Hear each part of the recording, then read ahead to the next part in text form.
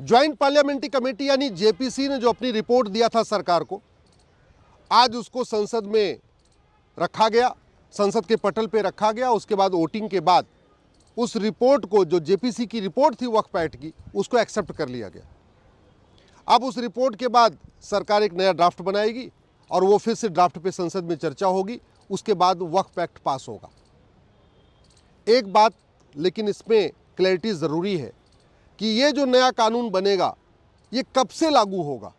ये 2025 से लागू होगा या विथ इफेक्ट फ्रॉम 1947 होगा।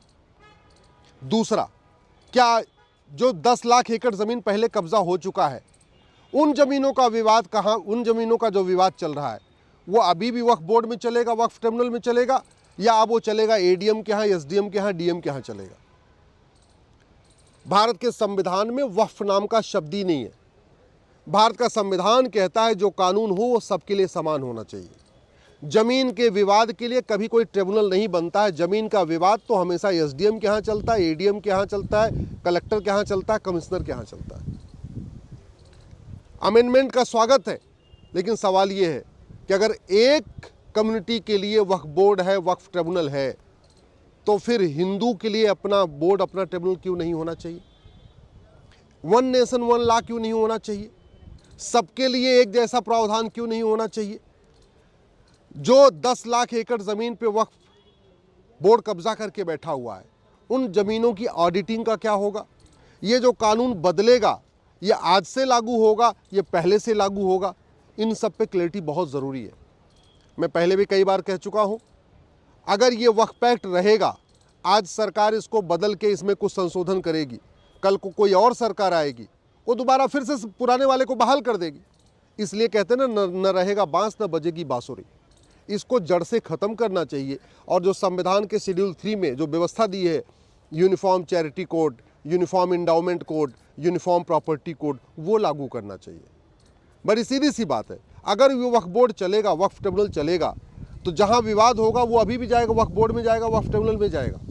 केवल इतना थोड़ा सा अच्छा हुआ कि ठीक है, आपको कागज़ दिखाना पड़ेगा, लेकिन कागज़ आज से दिखाना पड़ेगा, आज के आगे दिखाना पड़ेगा। जो पहले ज़मीनों पे कब्जा हो रखा है उसका क्या होगा?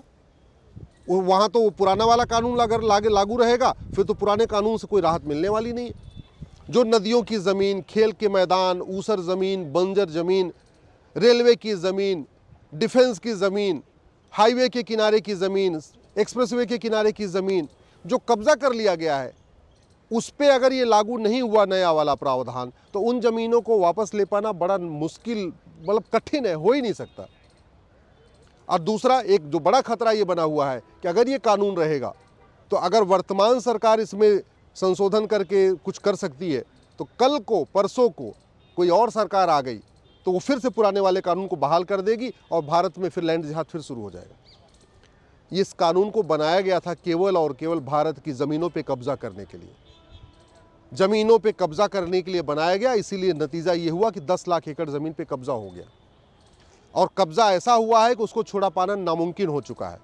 न रेलवे अपनी ज़मीन छुड़ा पा रही है वक्फ बोर्ड से, न डिफेंस जो सेना है अपनी ज़मीन छुड़ा पा रही है, न बाकी नगर निगम अपनी ज़मीन छुड़ा पा रही है, न आम आदमी की ज़मीन जो चली जा रही है उस पर वो ज़मीन छुड़ा पा रही है। तो समाधान ये है कि सबका मुकदमा कोर्ट में चले, वन नेशन वन इंडाउमेंट हो, कहते हैं समान धर्मस्थल संहिता हो, एक समान दान संहिता हो, समान संपत्ति संहिता हो, और ज़मीन का विवाद अलग से बोर्ड और अलग से ट्रिब्यूनल में न चले। आज मान लीजिए, आज से अगर ये लागू हो गया तो भी जो पुरानी ज़मीन है उसको छुड़ा पाना नामुमकिन है।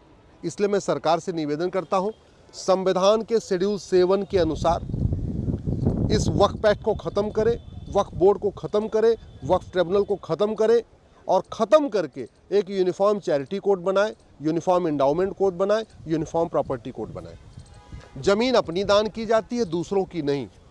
इसका मतलब ये हुआ कि जो यहाँ पे विदेशी आक्रांता आए थे उनको वक्फ का कोई अधिकार नहीं था। चाहे वो बाबर हो, चाहे हुमायूं हो, चाहे गजनी हो, लोदी हो, खिलजी हो, औरंगज़ेब हो, किसी को वक्फ का अधिकार नहीं था। किसी अकबर हो, शाहजहाँ हो, किसी को वक्फ का अधिकार नहीं था, क्योंकि यहाँ पे उनकी कोई पुश्तैनी ज़मीन नहीं थी। ज़मीन वो दान की जाती है जो मेहनत से कमाई गई हो, या पुश्तैनी ज़मीन हो, या किसी ने वास्तव में खुद अपनी इच्छा से दान किया हो। जो यहाँ पे आए थे आक्रांता, और ना उनको किसी ने दान किया, ना आक्रांताओं ने कोई ज़मीन खरीदी, तो स्वाभाविक सी बात है उनको वक्फ का अधिकार ही नहीं। और उनके जाने के बाद जो 50,000 एकड़ ज़मीन थी उनके जाते समय, और बाद में अब 10 लाख एकड़ हो गई। तो पिछले 75 वर्षों में जो लोग सक्षम हैं, जो ज़मीन दान कर सकते हैं, वो बता नहीं रहे कि हमने दान किया हुआ है। जो गरीब हैं वो दान कर नहीं सकते, उनके पास ज़मीन नहीं है, और जो अमीर हैं, जो सक्षम है, वो बता नहीं रहे हमने दान कर दिया। तो फिर ये 50,000 एकड़ ज़मीन जो 1950 में थी, ये 10 लाख एकड़ ज़मीन हुई कैसे? ये दूसरों की ज़मीन है, ये सरकारी ज़मीन है, ये पब्लिक ज़मीन है, ये पार्कों की ज़मीन है, खेल का मैदान की ज़मीन है, ये नदियों के किनारे कब्ज़ा किया गया है, ये पहाड़ियों के किनारे कब्ज़ा किया है, रेलवे की ज़मीन पे कब्ज़ा किया है, डिफेंस की ज़मीन पे कब्ज़ा किया है, और भी जो ग्राम सभा की ज़मीन उन पे कब्ज़ा किया हुआ है। तो इसको छुड़ाने के लिए ज़रूरी है वक्फ बोर्ड ख़त्म हो, वक्फ ट्रिब्यूनल ख़त्म हो, और एक देश एक कानून लागू हो। संपत्ति का विवाद कभी बोर्ड और ट्रिब्यूनल में नहीं चलता। भारत में बहुत सारे बोर्ड हैं, बहुत सारे ट्रिब्यूनल हैं, लेकिन जो ट्रिब्यूनल हैं वो रिलीजन न्यूट्रल है। ये किसी कम्युनिटी के लिए कोई ट्रिब्यूनल बना ही नहीं है। आपके पास इनकम टैक्स का ट्रिब्यूनल है, आपके पास जीएसटी का ट्रिब्यूनल है, आपके पास एनजीटी है, नेशनल ग्रीन ट्रिब्यूनल है, जहाँ इन्वायरमेंट का इशू होता है, लेकिन उसमें एक कम्युनिटी के लिए नहीं है। जो भी ट्रिब्यूनल होता है वो जेंडर न्यूट्रल होता है, रिलीजन न्यूट्रल होता है। ऐसे बोर्ड भी है, और भी बोर्ड है, और भी कमीशन है, लेकिन जो कमीशन है वो रिलीजन के लिए नहीं है।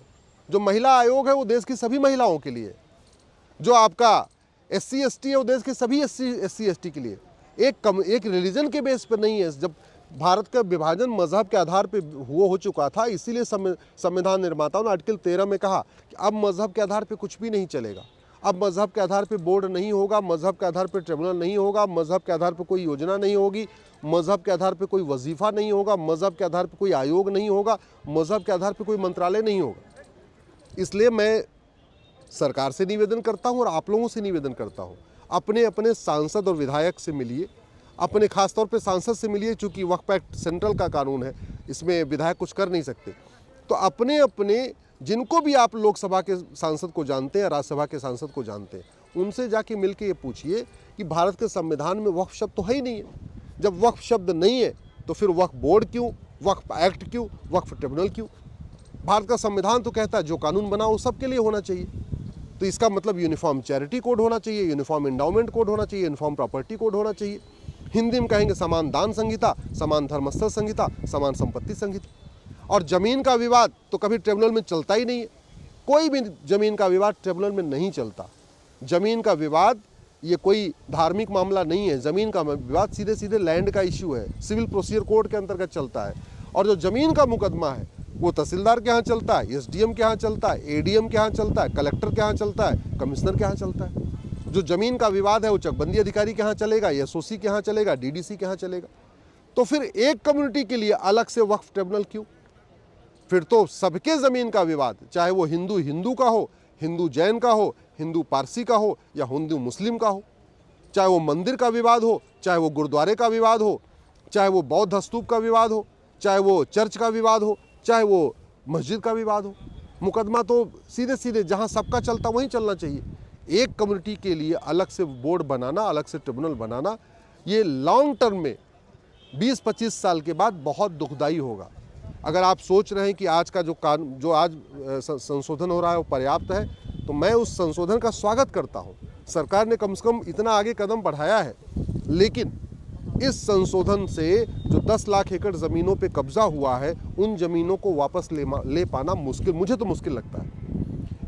अगर या तो इस कानून को जो संशोधन किया जा रहा है, इसको विथ इफेक्ट फ्रॉम 15 अगस्त 1947 कर दिया जाए। एक ही तरीका है, जिस दिन भारत स्वतंत्र हुआ इस कानून को 15 अगस्त 1947 से लागू किया जाए, या इस कानून को 26 जनवरी 1950 से लागू किया जाए, तब तो इस कानून का फ़ायदा है। अदरवाइज अगर हम इसको रेट्रोस्पेक्टिव नहीं कर रहे, हम इसको आज से लागू कर रहे, फिर इस कानून का ज़्यादा फ़ायदा नहीं होगा। इसलिए मैं आप लोगों से निवेदन कर रहा हूँ, अपने अपने सांसद से मिलकर उनको बताइए और उनसे आग्रह करिए कि इस चीज़ को संसद में उठाएं।